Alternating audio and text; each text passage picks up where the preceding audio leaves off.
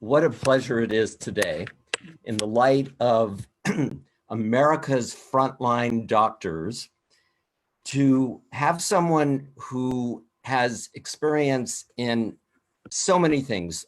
We're talking to Dr. Gail Randall about the truth of COVID-19 from the perspective of someone who has spent over 40 years studying medicine and healing and health from a very traditional standpoint and a whole bunch of other standpoints, right? Unbelievable. She is an MD. She is board certified in functional medicine, board certified in integrative medicine, board certified in internal medicine, board certified in gastroenterology, and certified in Oriental medicine, as well as decades of experience in Ayurvedic medicine, Native American medicine, and a whole bunch more. And so what we're going to do today is hopefully fill in the gaping gap in what the media has been talking about. It's not a question of just wear a mask and social distance, or use hydroxychloroquine, or don't use hydroxychloroquine. There are so many other tools in our toolbox to deal with this pandemic. And so I've gone to someone that I trust. She is my 91-year-old mother's doctor. She's my brother's doctor. And the last 6 months, she has become my doctor. Why? Because it's not one thing or the other. It's not traditional medicine with drugs and FDA stuff, and it's not alternatives. It's a combination, complementary medicine, functional medicine. A couple of days ago, we had my friend, Dr. Mark Galili on. He gave us, I think, some wonderful insights and things to think about. And so I wanted to invite you on, Gail, to continue that conversation, because even though we talk a lot about politics on this broadcast, right? And this has become a hugely political issue. And we're going to deal with that a little bit.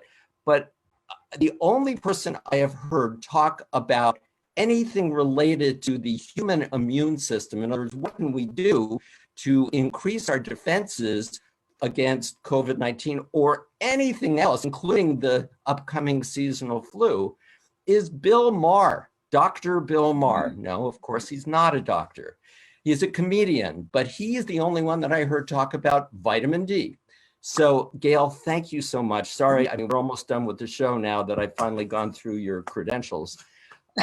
Also, one thing I want to say about Dr. Gail is she was talking about functional and complementary and preventative medicine before we even had names for these things, back in the early 1990s on an NBC national show called, what was it called? The Other Side, right? Because she brought in some spirit. How unusual it was. Yeah. So let's start from the very beginning. What should we know that the media is not telling you? And I don't think there's a conspiracy. I just think they don't know about this stuff. And in part because pharmaceutical companies are a big part of their sponsorship on, especially on television. But what should people know about increasing the human immune system so that they can, and we're not talking about a cure, but so that they can in fact be more effective in fighting anything, including COVID-19? And thank you so much for coming on a Saturday. You're welcome. I really appreciate the opportunity to do this, because it's something that's been really on my mind. And I think yours too. We've talked about this. There are some very simple things that people can do to protect themselves from this disease. There are very simple things that they can do to, treat it even. And, I've done that with my patients, but we hear a lot about hydroxychloroquine. We hear a lot about, coupling hydroxychloroquine with Zithromax or doxycycline. Does it work? It seems like it does help. There are studies that show that, but, not everybody can get it, for one thing. And secondly, hydroxychloroquine, as Mark Galili pointed out last week, or whenever he was on recently, it has a huge side effect profile. And it's similar to Cipro, and he talked in depth about that. He wrote an article about that. It poisons your mitochondria, basically. And not everybody gets it. And, they give it for people with autoimmune disease. So sometimes it's a very good drug. But what was really, I'm going to talk about this first because it's so interesting. And then I want to talk about the simple things people can do to protect themselves. But there was an article that I think you mentioned last week out of Yale, where this gentleman who basically is a cancer doctor decided, he's an epidemiologist, Dr. Birsch, do you know how to say his name? I think Risch. Risch? Yeah. Okay, anyway, Which was, well, I have to say, I mean, I sent it to you. It's like, because we looked at Dr. Stella Manuel, that woman from Africa who was a preacher who was really compelling. It's like, wow, this woman can preach, right? And she's saying it's a cure, don't wear a mask, we got it fixed. And it's like, okay, her credibility was not very high. And then I researched and I saw a Yale medical school doctor saying, hey, it actually does work. So I said, Gail, but there's an important point here, Richard. Okay, please tell it. What they did, they had 5 studies. They had 4 with hydroxychloroquine and Zithromax, and 1 with hydroxychloroquine and doxycycline. And then they discovered, I think this is the most important part of this study, that there are really 2 diseases.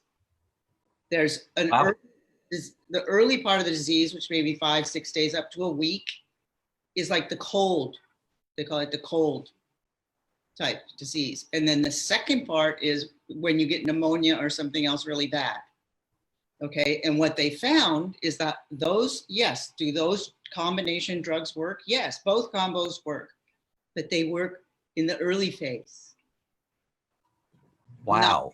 That's bad phase. So if you could catch someone early enough before maybe they realize they don't have a cold, they come in and they're elderly or have other risk factors, those people you would want to put, so you could stop it. Now that would be helpful, but a lot of people don't, right? They just sail right through that. They get into the bad phase. So it does not help in the serious disease. That is so interesting, Gail, because we hear all the time, the first week, people, they're at home, they're okay, they think they can handle it. And then boom, like a rocket ship, it goes to something and they're rushed to the ER. Yeah, we need this early testing like, Italy did. And, so we can find people before they get there. And then maybe it would be a useful drug. I'm not anti anything, but I am worried about the side effects of hydroxychloroquine. However, I think that was the most important part of that study was to see there are 2 diseases and when does the drug actually work, or the drugs. So let's see if we can be definitive. These frontline doctors that created such a stir at the beginning of this week in front of the Supreme Court, they're not wrong, but like with anything, there are variables and nuances that need to be factored in. So in other words, it will likely not work in that second week, and probably every single day that this virus exponentially increases, the less likely that hydroxychloroquine will work, right? Exactly. Or the combination. So it's not a cure. Right? It's not a cure, but I'm glad they came out and talked about it. I'm glad we have freedom of speech, and it brought attention to it. But it's not a panacea. What about quercetin? Mark Alili was saying that the reason hydroxychloroquine works is that it is an ionophore, a zinc ionophore. Yes. It opens up the pathway so that zinc can get into the cells and kill the virus. Well, does quercetin work the same way? So clicks on the zinc channel, so zinc can come into the cell that's dying or sick, and then that's how it kills the virus. But quercetin does so equally well in the right doses. 500. I have all my patients on a certain protocol that's preventative, and they're not getting it anymore. But yeah, quercetin does the same thing that hydroxychloroquine does. It allows zinc into the cells, but you've got to take zinc, or you have to eat zinc. Now, see, this is where I really want to talk. You have to eat foods that are high in zinc. No, hold on. You can't get healthy eating foods. You have to go to Big Pharma. Oh, no, you can. As a matter of fact, there was a study done by my friend, Dr. Robert Teal, who is the owner and genius of this company called Research Nutritionals, and he published a paper in 2000. It's the only one that has ever been published since World War II or something, about the benefit of natural versus synthetic vitamins and minerals and micronutrients. They are more powerful if they're natural than if they're synthetic. So let's do this. Let's go. You can eat beans, you can eat legumes, you can eat pumpkin seeds. You know, you can look it up online, you know, what has a lot of zinc, and eat those things if you can't afford, you know, to buy zinc. Right. But zinc is also really good for men, right? For testosterone, right? Good for the prostate. It's, yeah, it's good for immunity in general, regardless of what you're fighting, you know, whether it be the flu, the common flu, or whatever. Zinc, you got to be careful though. You can get zinc toxicity. Zinc is married to copper in a way. So if you take zinc, and you're not getting enough copper, then your copper goes low. So you got to look up also what should I, you know, actually those little brown mushrooms that are related, cremini mushrooms have a lot of copper.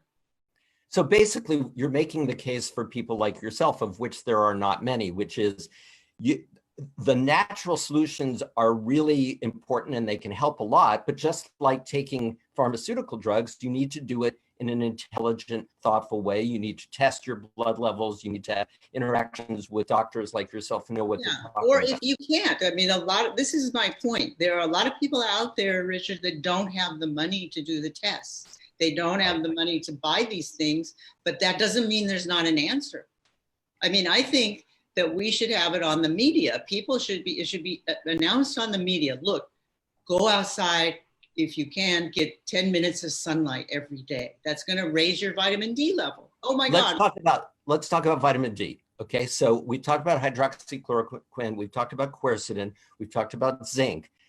Vitamin D seems to have massive amounts of clinical studies proving some very good things. Tell us about that. No, it's very good for your immune system. It reduces inflammation.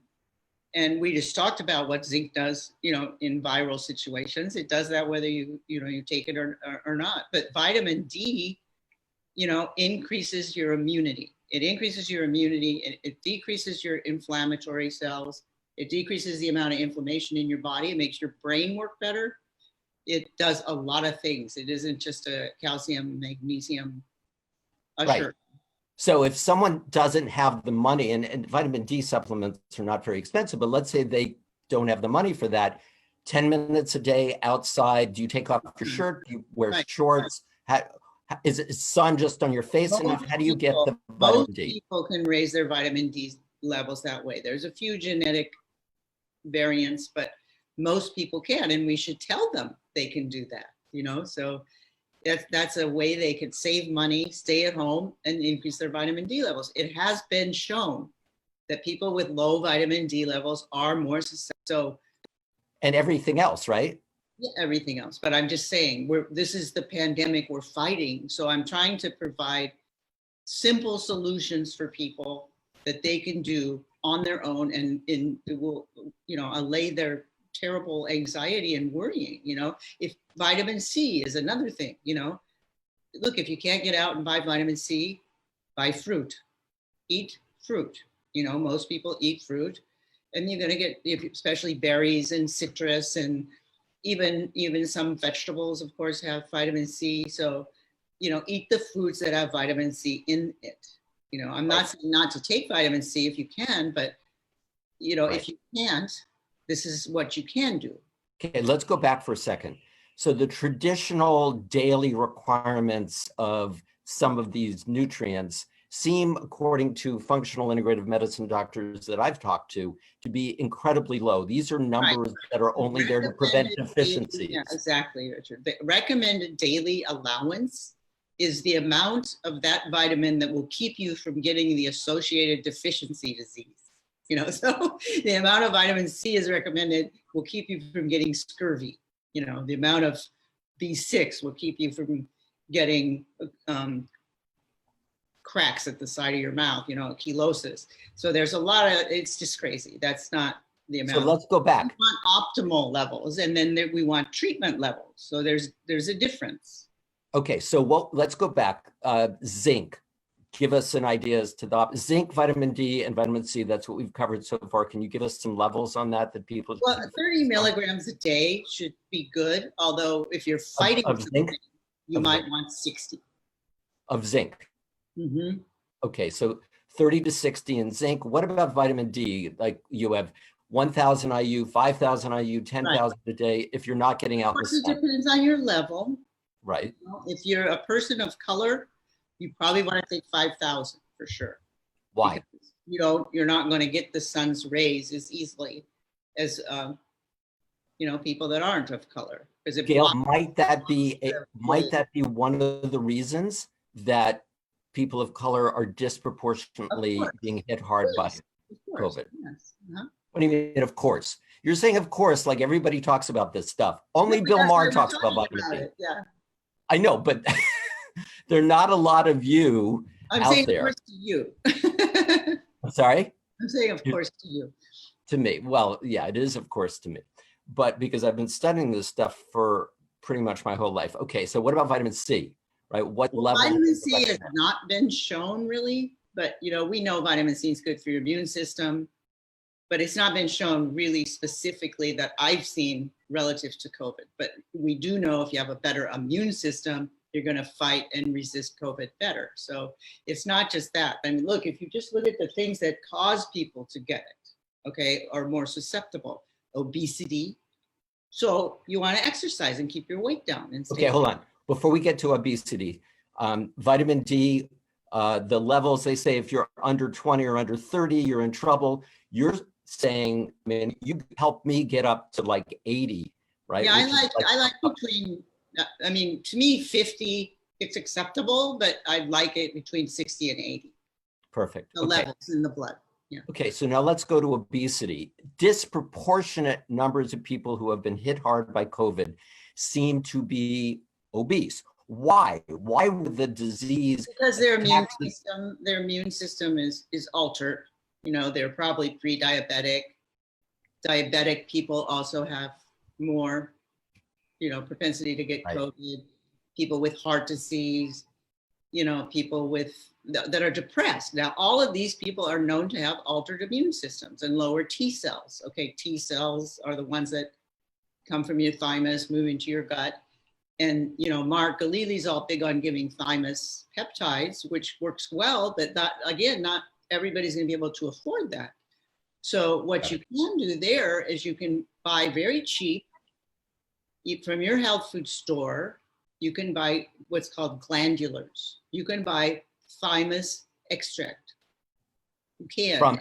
From animals, which will be tough for vegans, but it would be tough you have for to make vegans, a choice, right? But they wouldn't get the IV either. So I'm just saying an option for the IV.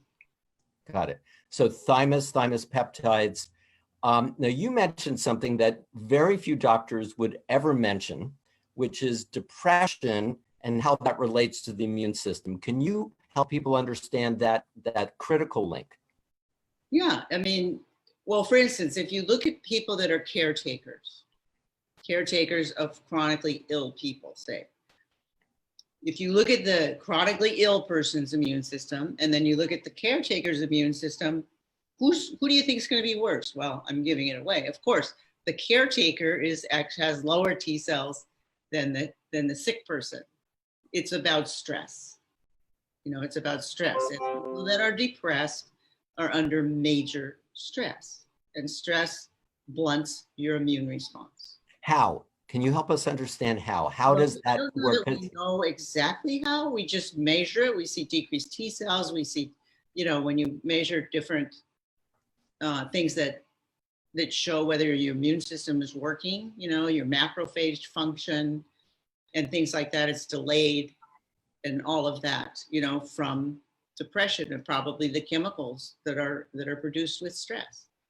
So speaking of chemicals, on the street that I live, since COVID, it's a hill street, and there are people jogging, up and down and up and down. How important is exercise to releasing the chemicals that will overcome any depression you have of being quarantined and help you be in terms of your immune system? Of course, you're very important, very important. If you measure, people's immune system, if you measure their T cells after exercise, they go up. If you measure their beneficial neurotransmitters, which also boost the immune system, like serotonin, GABA, dopamine, norepinephrine, epinephrine, they go up after exercise and they stay up. And there's this company called HeartMath. If you measure the heart rate variability after exercise or meditation, it's more stable, it's better, so, and that also affects the immune system. So exercise, it boosts your immune system without question. Do you have a number of steps per day that people should be taking?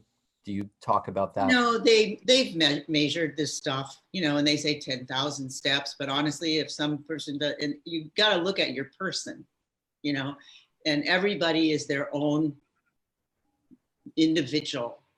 Okay. So, but if it's an elderly person, I wouldn't make them do 10,000 steps. If they did, 5,000, I'd be happy. Or if they even exercised. They've done studies on people with cancer, and if they even exercised 5 or 10 minutes, it made a significant difference in their outcome. So, wow. Yeah, exercise matters no matter what it is. It's just. Yeah. So get outside, get some sun, get some exercise. And then we talked about obesity, but I don't think that you've addressed the nutritional aspect of obesity, which is obviously massive.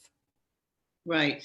It has to, as a matter of fact, I'm doing some work right now with a company called Willow, where we're looking at the effect of curing chronic disease. 75% of chronic disease is caused from diet, poor diet in this country. Wow. Yeah. 75%. 75%. That's huge. Well, there's funny, I saw an article earlier this week. It said, our American diet is a national security threat. Yes. They call it the SAD diet, standard American diet, and you're telling people, go get your takeout, and most people think that's Carl's Jr. or some hamburgers or some fast food. And I'm not knocking Carl's Jr., but there is some healthy stuff there, I guess. I understand. But, what we really want are fresh vegetables, fresh food. The more plant-based you eat, the healthier you will be. And that's been proven. Dean Ornish has done many, many studies to prove that. We can reverse heart disease. We can reverse chronic disease, not just heart disease, but any kind of chronic disease, or at least heal it. Whether it's cured or not, it's way better by eating plant-based foods. So are you recommending that people go vegetarian or even vegan? Well, as much as they can. I don't think we're going to get the entire United States of America to do that, but if we can get them to understand how important plant-based foods are, why? Because it has all the antioxidants, it has all the free radical, cancelers, it has all the anti-cancer molecules, and endolamines, things like that. So that's where they are. They are not in the meat. In the meat, you're going to, cytokines are inflammatory molecules. Most people know that word. They attract more inflammatory molecules, increase your TNF alpha, increase your the ILs that are not healthy. And if you eat meat, the cytokines are right in there. Hold on. And then they're active in your body. This is amazing because we Even hear pasture raised. I'm sorry? Even pasture raised and humanely killed meat is inflammatory. So hold on. So we hear that the people who are put on ventilators who do not come off ventilators, well, they come off ventilators because they're dead, often die because of this thing called the cytokine storm. I have never heard anybody mention that it is related to diet in any way or to meat. Can you take us through that a little bit? What is a cytokine? Why is it in meat? Why is it not in carrots and broccoli? It doesn't, they don't exist in plants. They exist in meat because they come from animal.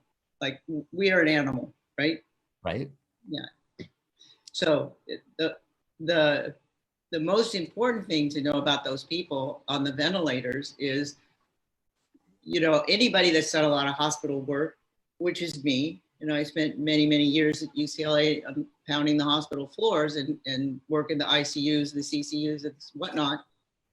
You need to know, and we all know this, you're very loath to put anybody on a ventilator. You wait as long as you can. Why? Because they can only be on that ventilator a certain period of time, because oxygen is oxidative. And if you put them on too soon, or you leave them on high concentration of oxygen too long, they all get adult respiratory distress syndrome and fibrosis in the lungs and die. And I think we're finding that out. I think that's coming out, and that has come out in the press, that the ventilators are not quite as popular as what they were. But there's a place for them, don't get me wrong, for sure. Right. It saves lives, but you want to be very prudent in your use of ventilators. But let me tell you something else about that cytokine storm. If you had people on a good diet and you had them on some form of turmeric, because turmeric cancels the cytokine storm. Yeah, you and Mark Galili agree with that. Curcumin, turmeric.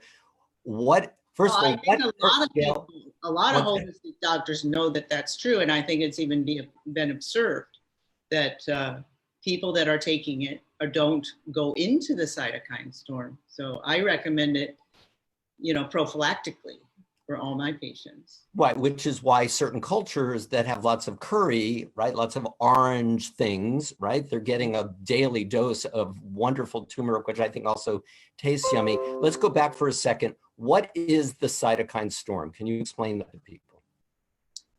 It's sort of like inflammation gone crazy. It's like usually when someone gets a cold, like say the flu, they secrete certain molecules that might be inflammatory because your body wants to go get it, and in order to get it, it does require a certain amount of inflammation, interferon, different, cofactors that attract white cells to the area. That's inflammation, right? On a level, but that's also curative. Your body's doing something it thinks is right. In this case, what happens is it goes crazy. So the opposite thing happens. It doesn't kill the virus. As a matter of fact, it attracts more and more and more cytokines to the area to the point where it becomes out of control. That's why they're giving steroids, to control that. So it's inflammation, but you're saying that you're going to have more cytokines and potentially more problem with this cytokine storm if you eat meat, because you're literally eating cytokines in the flesh. I'm saying you have more, just period, whether it has to do with COVID or not COVID. You have more heart disease, you have more vascular disease if you're eating meat, and that makes you less healthy. Okay. But On a scale, nobody's proven that, but it makes sense. On a scale of 0 to 100, you've been practicing medicine over 40 years, 100 being incredibly important, 0 being not important at all. How important is it for you or how important is it for people to eat a plant-based diet primarily, if not exclusively? 100%, without a doubt. That's been proven. There's double-blind randomized study to prove that. So. Right. Not to mention no question about that. Not to mention the torture and the impact on the environment for raising and eating so much meat.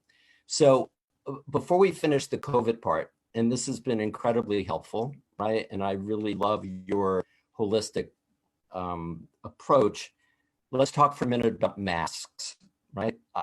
For months, there has been a war being fought in the United States over masks. Yeah. What is led by the top?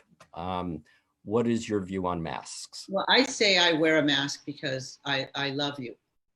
Oh. But I really think, that Atlantic article that we both read was so revealing, because that guy took it down to looking at the particles, the droplets that come out of our mouth, and when they come out and how they come out and what size are they, and breaking it down that way, really, I thought it was phenomenal. So he even talked about different kinds of masks. So masks aren't perfect, and we know that. But we're doing it because we're trying to protect shedding virus. If you really want to protect yourself, it turns out the cloth masks are better at capturing the large particles and protect other people better than the other masks, because we know it blows out the side, and even if you're jogging with someone, you can infect them. Okay. You can, but it's way less likely. You've heard of those super spreader events, right? Those are fascinating. Okay, so how do those happen? There's 3 factors that guy talked about, and I love this. Ventilation. Ventilation. Exactly. Oh my God. But nobody's talking about ventilation. You can get an air filter from allergybuyers.com or Bed Bath & Beyond or whatever. I always have had them in my office, but I have been running them 24/7 they have a HEPA filter. They will get those floaty particles out of the air. And I have aerosols, little tiny aerosols, right? Yeah. Mm-hmm. And then, so ventilation, vocalization. So they come out more when a person is talking. So this made me remember it. If you have someone doing a presentation or someone doing entertainment, singing, you have a group of people, who are you going to put the mask on? The person that's presenting, because that's the one that's talking. And so yeah, counterintuitive in a way. Yeah. So, and then the other thing that's really cool that I learned is we knew that they came out the side, but also people that follow behind you are more apt to get it than the people in front of you. The people in front of you are safe. People behind you and to the side of you. So keep that in mind when you're doing your physical distancing. I like to call it physical distancing as opposed to social distancing, because I don't think we should social distance. I think we should physically distance. Right. And then the last factor, so it's vocalization, ventilation, and venue. So inside or outside? Outside's better than inside. Okay. A lot better, right? A lot better. Yeah, but you still have to be careful. But it's way better.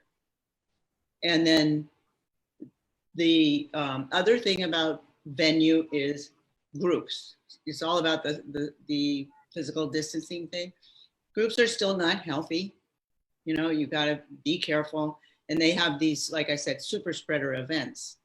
And when they looked at, I think it was 1,200 super spreader events, there was only one that was done outside. There was 36 they couldn't say because it was inside and outside. So, outside is better. But I think those are important facts. And I think, back to the mask. Yes, wear a mask. Wear a mask, physically distance, try to stay out of crowds. And, it's just common sense right now. But I get so much pushback. Thank you for that. And yeah, it's amazing. Almost no evidence of there being super spreader events outside, right? I mean, it's incredible. Well, no, but again, still have to factor in those variables. But I get feedback from people saying, oh my God, like Louis Gohmert, the congressman from Texas, who said he got COVID from wearing a mask. Is that possible? Is it wear someone else's mask? No, that it traps the virus. Let's say you're walking around and you get the virus and then it goes inside your bandana or your mask and then you breathe that in. Is that a reason to not wear a mask? Or is he just completely crazy? He would have got it anyway. Right. So you're saying on a scale of 0 to 10 in terms of how important is wearing a mask to protect other people, 0 to 10? With 10 being wear it? 10 being wear it. Yeah, 10. And how important is it wearing a mask to protect yourself? I mean, what if you wear like an N95? Isn't that going to protect you also a little more than a cloth mask? Yes, and I did mention that it will protect you a little more than a cloth mask. Right, which is why they make them, right? And if we had a good national strategy to deal with this pandemic, we would all be having N95 masks 3 months ago. N95s, air filters, you know. Right. This article, I'm going to post a link to the article in the feed here. But what he was saying is if we want to get back to school, let's just make sure that we have filters, we have ventilation systems, but simple things like opening the doors if you can access outside air, right? I do that everywhere I go. I'm opening doors. Have on airplanes and in schools, and we could start immediately if we had proper ventilation systems with HEPA filters that took out these particles.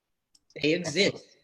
Okay, couple more things. This is incredibly useful. You mentioned your background included Oriental medicine, Ayurvedic medicine, and Native American medicine. How might those things, which we really are never going to hear about in the media, how are those things potentially helpful to increasing one's immune system? Well, the Oriental people, the Ayurvedic people, particularly, and the Native American people are all known for their very profound strength of spirit.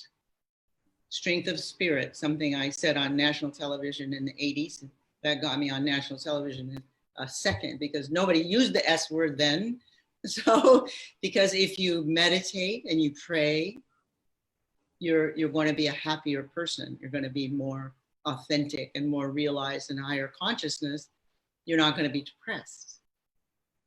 And we already talked about how depression affects your immunity. So, is that the focus of those alternate forms of medicine or healing or therapy? Or are there actual things that people eat or supplements that they take or practices that they do? Well, they all have their own herbal systems and I love them all. And they're medicines, okay? It's not like green medicine, but it works in another way. You have to look at the person, see what their body type is in Ayurveda. In Chinese medicine, you see what their mix of the 5 different elements is. In Native American, it's the 4 directions.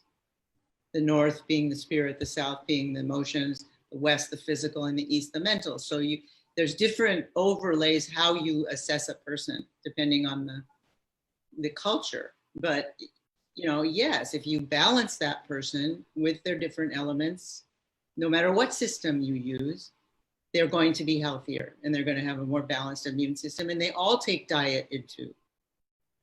Wow. So when you first came out talking about all of these alternative ways of healing, what was the reaction from your fellow medical doctors? Well, they left me alone because I had a lot of clout because I was I was associate professor at UCLA, and I was a gastroenterologist, so I made a lot of money. But they didn't say anything to me, my face, and you know, but I think they wondered. But now they're like, oh, she was right. No, she was right. Let's talk about the gut for a second, because you are on record saying that the immune system starts in your gut. People, that seems counterintuitive. Can you explain that? Yeah. Well, it becomes in your gut, but now, if you're having an immune event, yes, it starts. And that makes me want, I got to mention this. Recently, this is another simple thing that people can do to protect themselves from COVID, and it relates to your immune system in your gut. Dr. Mercola and Dr. Elias both came out recently, and it's been shown that if people take fermented foods, it helps protect them from COVID. And then, you know, and it's not just because they might have an imbalance or a dysbiosis, we call it a dysbiosis in their gut, which makes sense because that would affect your immunity, but it's bigger than that. There are ACE2 receptors in your gut for COVID. What? So it blocks those. Yeah. That's why they were giving blood pressure medicines for a while for COVID. Do you remember that? Because it was blocking the ACE2 receptors in the gut. Well, again, a very natural, easy thing, you know, eat kimchi or sauerkraut or, you know, any of those that are real, that have actually been cultured, and it increases your immunity. Kombucha? Blocks COVID. It would kombucha be part of that as well? Huh? Would kombucha be part of that as well? Yeah, kombucha, all that. all those fermented foods. So it literally blocks COVID from attaching to Those your eight- mucosal membranes in your Yeah, body. capital ACE-2 receptors in your gut. But people should be eating fermented foods anyway, right? Yeah, I mean, shoulda, coulda, woulda, but I mean, you know, you could take probiotics or whatever, but I think, you know, the fact that they found this, I think is really another easy way to protect ourselves, which is not an expensive drug and it's something natural that people can do at home. Got it. Okay, last question. This has been incredibly helpful, I think, to many people, and I always enjoy talking to you. Have you worked with COVID patients, and what have you learned from that, and how well have they done, quite frankly? I have, and I haven't had a lot of them because I'm not hospital based anymore. But in my own practice, I probably had like in the range of 20, 25, and maybe 5 or 10 of them were, you know, serious, and maybe 5 of them were like really serious.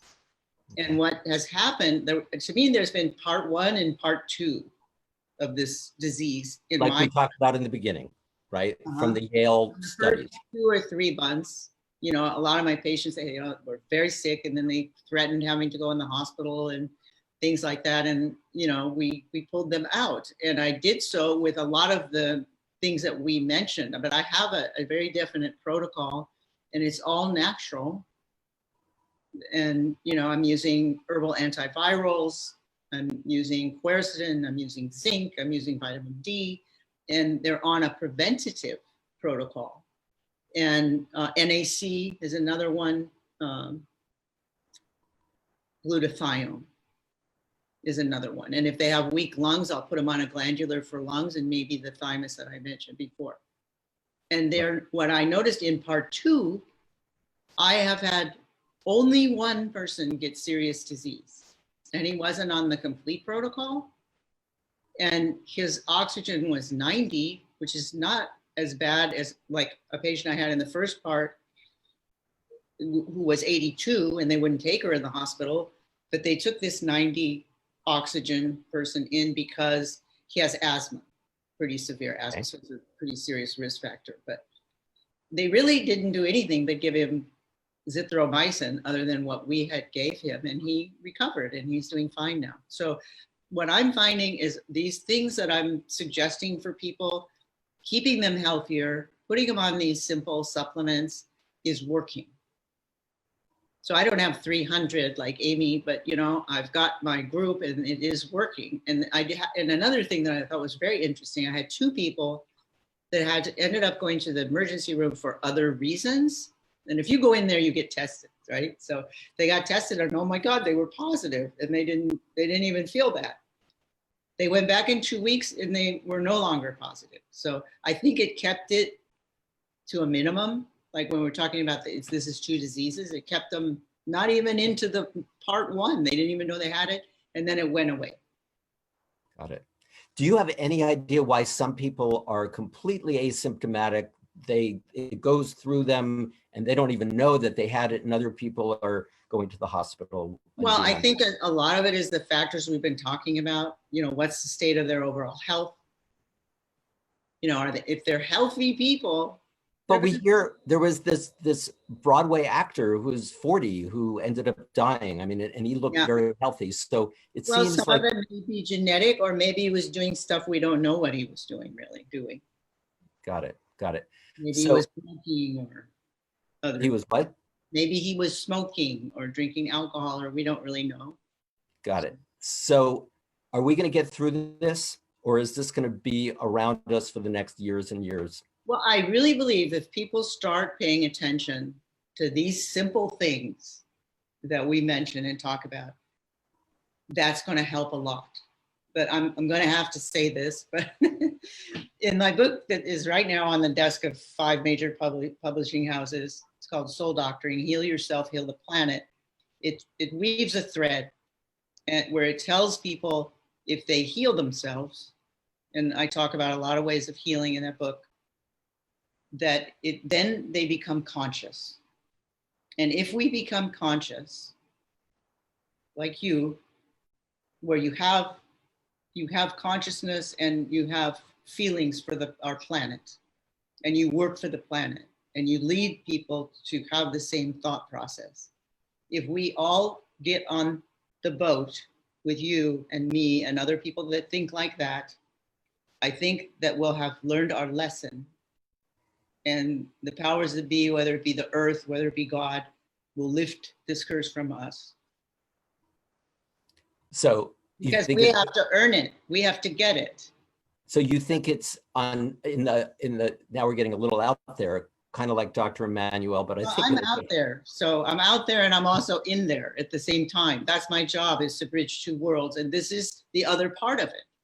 Right. So do you think that the consciousness of the planet, for example, was saying, hey, human beings, you're on the wrong path. You're headed towards the sixth extinction. Well, you need to get stuff together.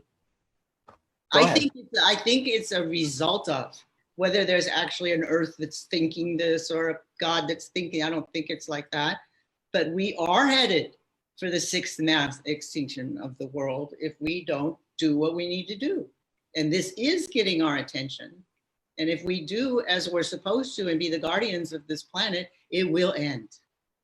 And so everything you've talked about basically is honoring the natural ecosystem of our own human immune system and allowing us to be stronger so that our body can... Richard, what is good for the planet is good for us. I was just going to say. What is good for us is good for the planet. There you go. Like not eating meat. Yeah, although I don't expect everyone, if you get it from a regenerative farm or whatever, it's better, but do the best you can. Just eat more plants. There you go. Gail Randall, you're amazing. I learned something from you every time we talk, and hopefully this will fill in the massive gaps, or some of them, in the mainstream media that is very focused on only pharmacological solutions, the vaccine.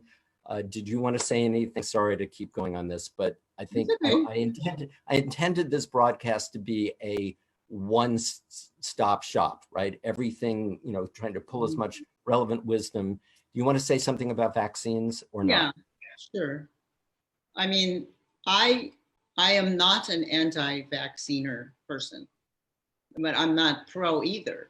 I mean, I am no to vaccines, meaning KNOW. So I want, if there's a vaccine that I know is safe, that I know is going to help people, that doesn't have toxic excipients in it or heavy metals, and that has been tested and shown not to cause, seizures or autism or all those other things that vaccines can do, I'd be so for it. Definitely.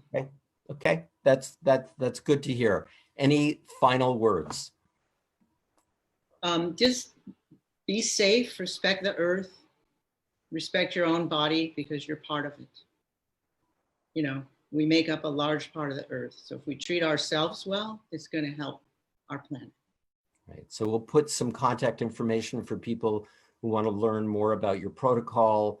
You've written a whole bunch of books and all that. Dr. Gail Randall, thank you so much for shining some light on another way to look at this pandemic, this evolutionary crisis that we're all going through. Really, really appreciate it. Thank you so much. I always love spending time with you, Richard. Thanks so much. Bye-bye.